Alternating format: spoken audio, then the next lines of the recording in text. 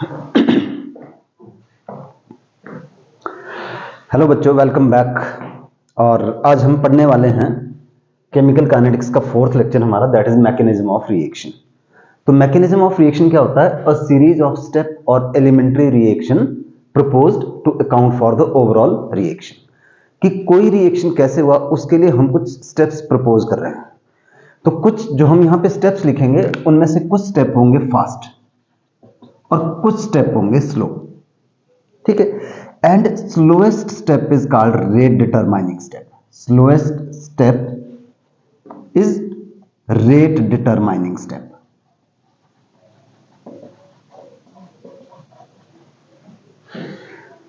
तो ऐसा क्यों कहते हैं हम?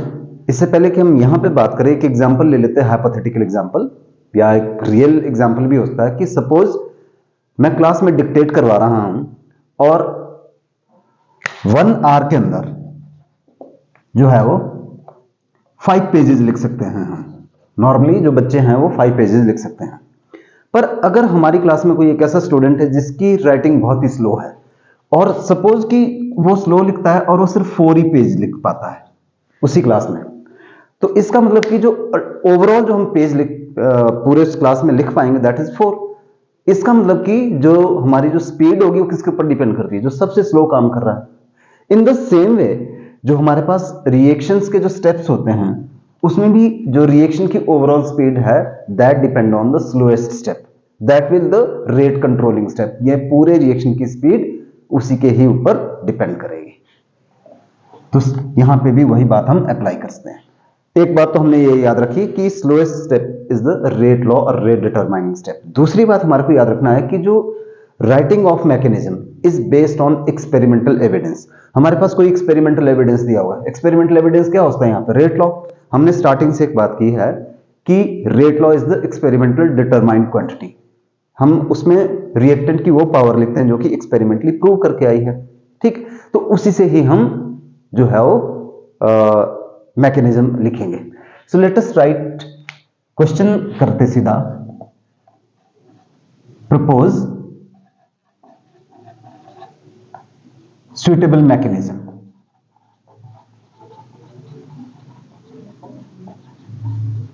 for following.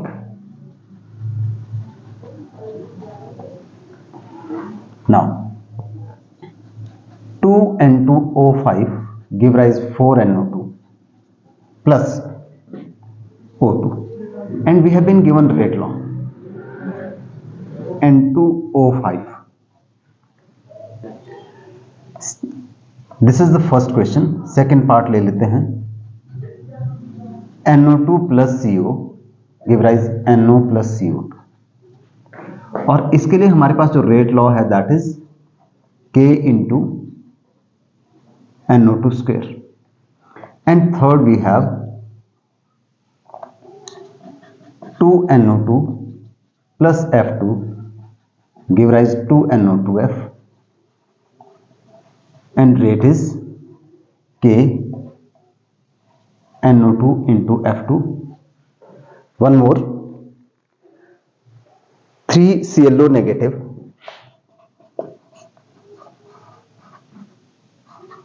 give rise ClO3 plus Cl negative and rate is equal to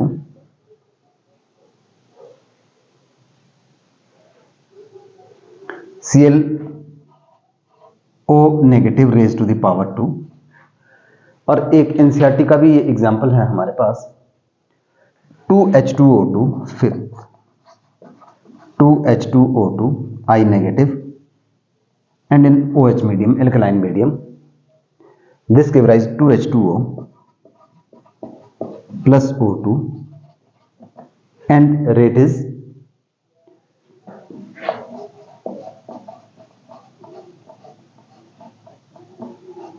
तो ये हमारे पास 5 क्वेश्चन मैंने यहां पे लिखे हुए हैं जिसमें हमारे पास रेट लॉ दिया हुआ है और उसके लिए हमारे को क्या करना है? मैकेनिज्म लिखना है। और क्वेश्चन उल्टे भी होंगे कि हमारे पास मैकेनिज्म दिया होगा, उसे हमने रेट लॉ और ऑर्डर ऑफ रिएक्शन लिखना है। तो दोनों तरह के क्वेश्चंस करते हैं हम। तो देखिए इसको भी रहने देते हैं यहां पे। और हमारे पास क्या दिया हुआ है कि रेट लॉ जो है वो Kn2O5, दैट मीन्स कि स्लोएस्ट स्टेप, मैंने आपको पहले ही बोला रेट डिटरमाइनिंग स्टेप होता है, तो हम यहां से शुरू करेंगे। तो जो फर्स्ट स्टेप होगा उसमें क्या लेना है हमने, N2O5, this will be our slow step. क्या बनेगा इसमें से, इन दोनों में से कोई एक प्रोडक्ट बनाना है हमने, और ये जो रिएक्शन है वो बैलेंस होनी चाहिए। पर यहां पे हम कोई चीज चेंज नहीं कर सकते, क्योंकि रेट लॉ में हमने यहां से लिखना है जो कि एक्सपेरिमेंटली प्रूव्ड है हमारे पास। तो मैंने क्या किया, NO2 बना दिया इसमें, क्योंकि प्रोडक्ट है तो एक NO2 तो बन ही सकता है मेरे पास एटलीस्ट, और साथ में क्या आ गया, NO3 निकल गया बाहर, क्योंकि ये रिएक्शन बैलेंस होनी चाहिए। मैं फिर से बता रहा हूं क्या किया, स्लोएस्ट स्टेप में हमने यहां से शुरू करना है, N2O5 दिया हुआ था और हमने N2O5 लिया, और क्या बना, इन दोनों प्रोडक्ट में से एक NO2 और NO3 बन गया जी। ये रिएक्शन बैलेंस होनी चाहिए, पर इस साइड हम कोई भी चेंजेस नहीं कर सकते, कोई स्टोकियोमेट्री चेंज नहीं कर सकते हम। अब सेकंड स्टेप में आना, दो स्टेप के ही मैकेनिज्म लिखेंगे हम सबके। तो हमने अब सेकंड स्टेप में क्या करना, हमने मेन रिएक्शन में जाना, जो गिवन रिएक्शन है। गिवन रिएक्शन में लेफ्ट हैंड साइड पे क्या था, N2O5 था, 2 N2O5 था, उसमें से एक N2O5 हमने ले लिया, सेकंड N2O5 एक बचता है यहाँ पे। ऐसा क्यों किया, उसके पीछे भी हम आएंगे। और ये जो NO3 है ना, ये तो कहीं प्रोड्यूस नहीं हो रहा, दैट मीन्स कि इसको क्या बोलते हैं हम, रिएक्शन इंटरमीडिएट। ये बीच में कोई इंटरमीडिएट स्पीशीज प्रोड्यूस होगी थोड़ी देर के लिए, और फर्स्ट स्टेप, और क्या बनेगा, एक तो देखिए हमने दूसरा प्रोडक्ट बनाना है, और थोड़ा सा हमने जिसको बोलते हैं कॉमन सेंस यूज करनी है। हमारे पास यहां पे टोटल NO2 इस तरफ कितने होने चाहिए, टोटल NO2 हमारे पास 4 होने चाहिए, तो एक NO2 तो पहले ही आ गया, तो 3 NO2 और देख लेते हैं इसमें बना के। अब कैसे पता चलेगा कि हमने मैकेनिज्म सही लिखा है नहीं, उसके लिए दो क्राइटेरिया है। पहली बात, स्लो स्टेप में उतने रिएक्टिंग स्पीशीज होने चाहिए जितने रेट लॉ में दिए हुए, तो एक N2O5 था, और दोनों रिएक्शंस को जब हम ऐड करें, दोनों स्टेप्स को, तो हमारे पास ओवरऑल ये आना चाहिए। अगर आप यहां पे ऐड करते हो उन दोनों को, तो क्या आएगा, N2O5 प्लस N2O5, 2NO2O5, यहां पे NO3, इधर NO3, उस NO3 से ये NO3 तो कैंसिल हो गया, और यहां पे क्या, 3NO2 प्लस NO2, 4NO2 और O2। इसका मतलब कि हमने मैकेनिज्म सही लिखा होगा। फिर से एक बात करते हैं, स्लो स्टेप में हमने यहां से शुरू किया, ठीक, और ये क्या लिखा ऊपर, N2O5 लिया, और इन दोनों प्रोडक्ट में से एक बनाया, मैंने लिखा NO2, बाकी जो बच गया उसको साइड में लिख दिया। दूसरे स्टेप में मैंने क्या किया कि मैंने मेन रिएक्शन में गया, यहां पे जो गिवन था रिएक्शन, उसमें 2 N2O5 था, एक N2O5 तो ऑलरेडी आ गया था, दूसरा N2O5 हमने लिया, और ये जो रिएक्शन इंटरमीडिएट था इसको रिएक्ट करवाया, और क्या बनाया, एक तो सेकंड प्रोडक्ट बनाया, और दूसरा मेरे को एक बात समझनी है कि यहाँ पे टोटल मेरे को 4 NO2 चाहिए, तो 3 NO2 और बना देते हैं, 3 NO2, तो दोनों स्टेप्स को ऐड करके यही आया होगा। तो this is the mechanism for first question. अब सेकंड क्वेश्चन के लिए आप क्या कीजिए कि वीडियो को करिए पॉज, और अपने आप कीजिए कोशिश पहले। This is second part, second question ये वाला। तो आई होप आपने ट्राई किया होगा, ट्राई जरूर कीजिएगा। क्या करना है, NO2 की पावर 2, इसका मतलब कि फर्स्ट स्टेप में हमारे को 2 NO2 लेने हैं, NO2 plus NO2। This is the slow step. क्या बनेगा, इन दोनों में से एक प्रोडक्ट बनेगा, CO2 तो बन नहीं सकता क्योंकि कार्बन है नहीं, तो मेरे पास क्या बन गया, NO, बाकी क्या बच गया, एक नाइट्रोजन बच गया और एक ऑक्सीजन बच गया। डन। अब सेकंड स्टेप जो कि फास्ट स्टेप होगा, क्या करना है, NO2 हमारे पास एक ही था जबकि हमने 2 ले लिए, तो ये तो पहले एक्स्ट्रा लिए हमने, फिर दूसरा रिएक्टेंट क्या है, CO, प्लस ये NO3 अगेन फर्स्ट रिएक्शन की तरह रिएक्शन इंटरमीडिएट है, तो इसको हम फास्ट बोलेंगे। क्या बनेगा, सेकंड प्रोडक्ट बना लेते हैं ना, सेकंड प्रोडक्ट क्या है, CO2 प्लस, और क्या बच गया यहां पे, एक नाइट्रोजन बच गया और एक ऑक्सीजन बच गया। क्या हमने मैकेनिज्म सही लिखा, देख लेते हैं। स्लो स्टेप में NO2 और NO2 आगे, तो NO2 का स्क्वायर होगा, ठीक है, और हमने फर्स्ट स्टेप में एक NO बनाया और साथ में NO3, एक प्रोडक्ट बनाया ना, दूसरा तो रिएक्शन इंटरमीडिएट बन गया। फिर सेकंड प्रोडक्ट देखा हमने, CO लिया और इस NO3 को रिएक्ट करवाया, सेकंड प्रोडक्ट बनाया विच इज CO2, और जो बच गया उसको साइड में लिखा। दोनों स्टेप्स को अगर आप ऐड करोगे, क्या बनेगा, दोनों स्टेप्स को ऐड करके NO2 प्लस CO, और यहां पे जो NO2 आएगा उस NO2 से ये कैंसिल हो जाएगा, जो CO जो NO3 आएगा उससे ये NO3 कैंसिल होगा। तो अगर आप दोनों स्टेप्स को ऐड करोगे तो अगेन हमारे पास यही रिएक्शन आएगा जो कि गिवन रिएक्शन है। तो ये भी हो गया जी। नाउ यहां पे कर लेते हैं हम क्वेश्चन नंबर 3।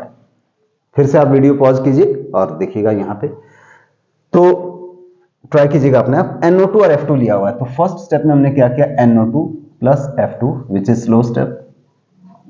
क्या बन गया जी हमारे पास, यहां पे देखिए अगर आप इसको देखो तो क्या दिया हुआ है यहां पे, एक्चुअल में it is written as NO2F plus NO2F, यानी दो मॉलिक्यूल NO2F के बनाने हैं हमने। तो दो तो नहीं बन सकते, दो इसलिए नहीं बन सकते क्योंकि उसके लिए हमारे को यहाँ पे 2 मल्टीप्लाई करना पड़ेगा, विच इज नॉट पॉसिबल, हम खुद तो नहीं कर सकते, वो तो रेट लॉ स्टेप से ही डिसाइड होगा। तो एक NO2F तो बन ही सकता है ना, एक मॉलिक्यूल तो बना सकते हैं हम NO2F का, दो मॉलिक्यूल बनाने हमने प्रोडक्ट साइड। अब अगर हम इक्वेशन को देखें तो F इसमें एक्स्ट्रा है हमारे पास, which will be reaction intermediate. अब सेकंड स्टेप में हमने क्या करना है कि हमारे पास 2 NO2 था, एक NO2 हमने ऑलरेडी ले लिया, दूसरा NO2 बचता है, F2 हम पहले ले चुके हैं। ये जो ये F है इसको रिएक्शन इंटरमीडिएट है, इसको इसके साथ रिएक्ट करवा देते हैं हमारे पास, और क्या बन जाएगा NO2F। दोनों स्टेप्स को ऐड कीजिए, ऐड करने पर फिर से वही बनेगा। मैं एक और ट्राई कर रहा हूं, बाकी आपको होमवर्क है। चलिए इसको भी मिटा देते हैं।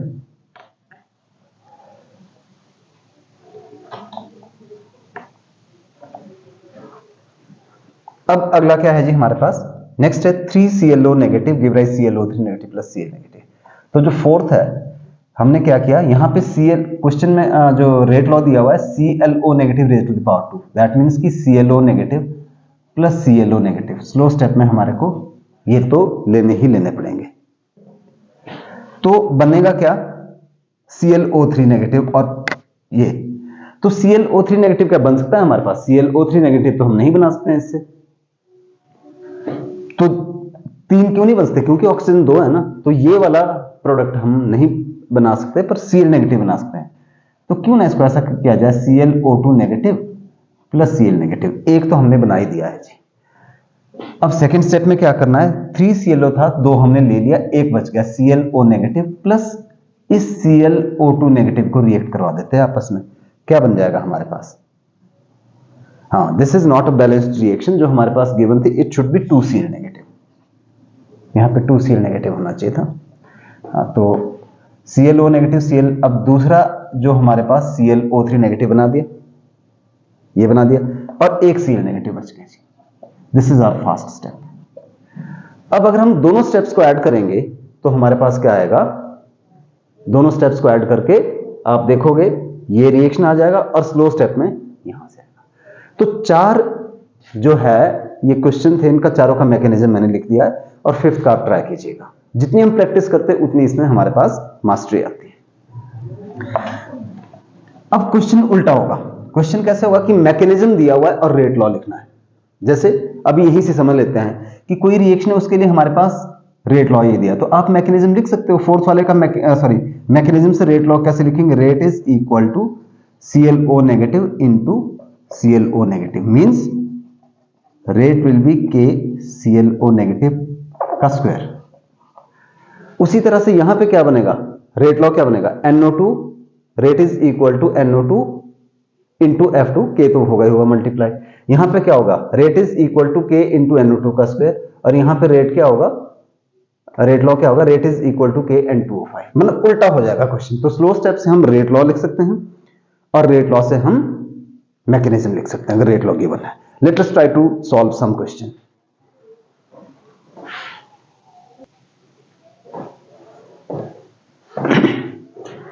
तो चलिए जी, कुछ क्वेश्चन लिखे हुए मैंने यहां पे, और अब इन क्वेश्चन में हमारे पास मैकेनिज्म दिया हुआ है।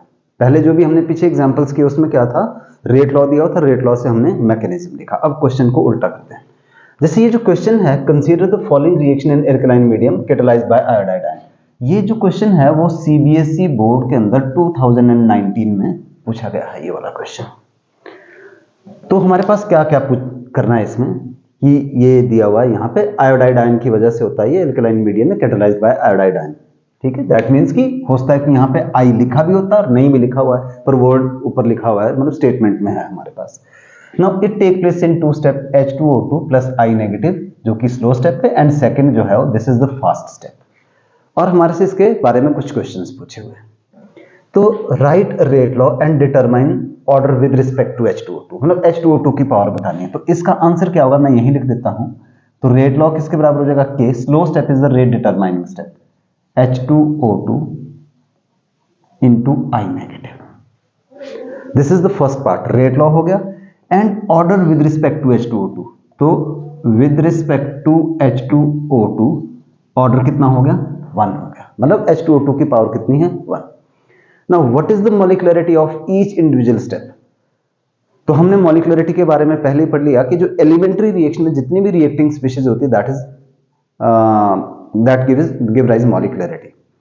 ठीक है, तो ये जो मैकेनिज्म में है वो उसको सारे के सारे वो क्या है? एलिमेंट्री या सिंपल रिएक्शन है।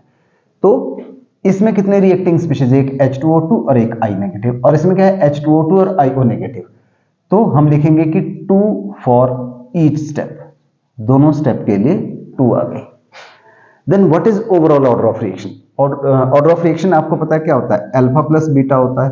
तो पावर को ऐड करेंगे तो H2O2 की पावर कितनी है? 1। I नेगेटिव की पावर कितनी है? 1। तो क्या आ गया जी? ऑर्डर 2 आ गया हमारे पास, overall order. Now out of step 1 और 2 which is rate determining step? तो हम इतनी देर से यही काम कर रहे हैं कि slowest step is the rate determining step. तो हम यहां पे बोलेंगे step 1 because it is slow step, तो इसलिए हम इसको बोलेंगे रेट डिटरमाइनिंग स्टेप। अब सेकेंड क्वेश्चन है, ये क्वेश्चन जो है वो HP बोर्ड और CBSE दोनों में ये क्वेश्चन आया हुआ है। तो यहां पे क्या है, थोड़ा सा क्वेश्चन डिफरेंट तरीके से होगा। The possible mechanism for the reaction is this, और क्वेश्चन तो मैंने लिखा ही नहीं, यहां पे करना क्या है। The proposed mechanism for this reaction is 2NO give rise N2O2, और हमारे से पूछा हुआ है यहां पे कि first part right rate law and second order of reaction. तो क्या आप बता सकते हैं इसका आंसर? तो आप बोलेंगे कि slow step is the rate determining step, और अगर आपने आंसर इसका ऐसा लिखा KN2O2 इंटू H2, और आप बोलोगे कि भी slow step is the rate determining step, तो ये आंसर गलत है आपका। ऐसा क्यों है भाई? ऐसा इसलिए है कि रिएक्शन में हमारे पास H2 और NO है, कोई कैटालिस्ट तो नहीं है, जैसे ऊपर वाले में आयोडाइड आयन था, यहां पे ऐसा तो कुछ है नहीं। तो जब N2O2 हमारे पास है नहीं कहीं, तो हम कैसे बोल सकते कि रेट उसके ऊपर डिपेंड करता है? मतलब ये सिचुएशन इस तरह से है कि कोई क्लास में जो है RN नाम का लड़का ही नहीं है, और मैं बोल रहा हूं कि RN आज क्यों नहीं आया, तो भी जो है नहीं हम उसके बारे में कैसे बात कर सकते हैं? इन द सेम वे हम क्या बोलेंगे यहां पे कि भाई N2O2 जब रिएक्शन में इन्वॉल्व ही नहीं है, तो रेट उसके ऊपर कैसे डिपेंड करेगा, उसके बारे में हम कैसे बात कर सकते हैं? तो आप सोचिए जरा कि कैसे होगा फिर इसका।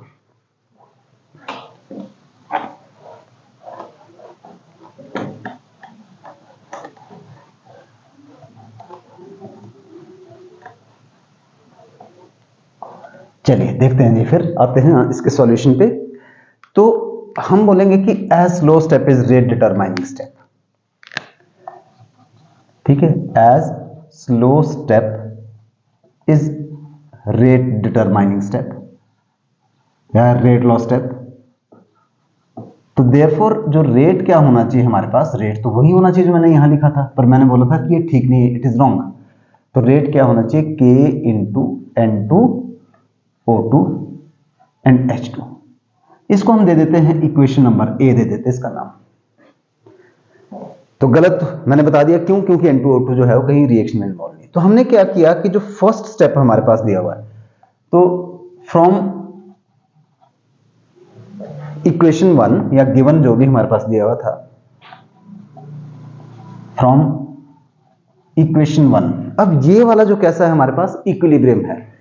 तो जो इक्विलिब्रियम कांस्टेंट आएगा ना हमारे पास, जो हमने 11th में पढ़ा हुआ है इक्विलिब्रियम वाले टॉपिक के अंदर, उसमें क्या आएगा? कैसे लिखते हैं इक्विलिब्रियम कांस्टेंट?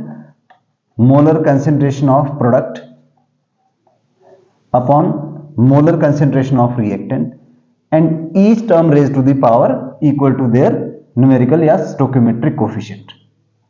तो स्टोकियोमेट्रिक कोफिशिएंट हमने लगा दिया, और यहां से हमने क्या किया कि N2O2 की वैल्यू निकाली हमने। N2O2 कितना आ गया, कैपिटल के इक्विलिब्रियम कांस्टेंट और NO की पावर 2। ठीक है, तो ये वाली वैल्यू हम इक्वेशन 1 में सब्स्टिट्यूट कर रहे हैं। तो substituting this value in equation A, जिसको हमने इक्वेशन ए नाम दिया हुआ था, तो हमारे पास रेट किसके बराबर आ गया, के। N2O2 की जगह पे क्या लिखना है हमने, ये वाला कैपिटल के इंटू NO की पावर 2 इंटू H2। अब जब हम दो कांस्टेंट को मल्टीप्लाई करते हैं तो क्या आता है, नया कांस्टेंट आता है हमारे पास, तो दैट बिकम्स के डैश, क्योंकि ये क्या है, रेट कांस्टेंट, ये क्या इक्विलिब्रियम कांस्टेंट। कांस्टेंट कांस्टेंट को मल्टीप्लाई करके नया कांस्टेंट आता है। आपको पता है कि इसे 2 भी कांस्टेंट है, 3 भी कांस्टेंट है, दोनों को मल्टीप्लाई किया 6 भी कांस्टेंट आ गया। NO की power 2 into H2। So this becomes rate law. यहां पे चाहे लिख सकते हैं आपकी के डैश इज इक्वल टू के इंटू कैपिटल के। तो ये हो गया हमारे पास। तो क्या पूछा था, right rate law, this is the rate law. And order of reaction क्या बना जी हमारे पास, ऑर्डर ऑफ रिएक्शन बन गया 2 + 1 विच इज 3। तो ये काम हो गया यहां तक। तो ये सेकंड क्वेश्चन भी हमने कर लिया है। तो ये वाला गलत था, ये सही आंसर नहीं था, सही आंसर ये आएगा। रेट लॉ भी से गलत आ रहा है और ऑर्डर ऑफ रिएक्शन भी गलत आ रहा है अगर आपने ये चीज यूज की। वन मोर क्वेश्चन जो कि यहां पे लिखा हुआ है,